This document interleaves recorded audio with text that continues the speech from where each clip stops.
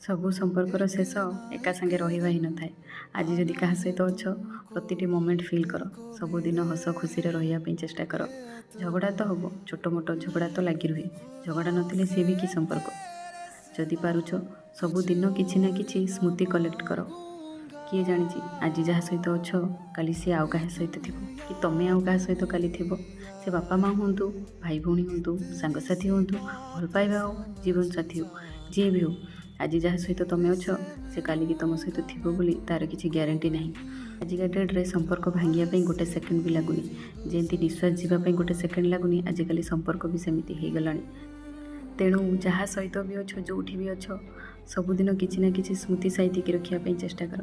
କାହିଁକିନା ଏ ସମୟ ଥରେ ପାସ୍ ହେଇଗଲେ ଆଉ କେବେ ଫେରିକି ଆସିବନି। ସମୟ ସବୁବେଳେ ସମାନ ନଥାଏ। କାଲି ଯଦି କେତେବେଳେ ଏକୁଟିଆ ବସିଲ କି ମନ ଦୁଃଖରେ ବସିଲ, ପୁରୁଣା ସ୍ମୃତି ଟିକେ କାଢ଼ିକି ଦେଖିଦେବ।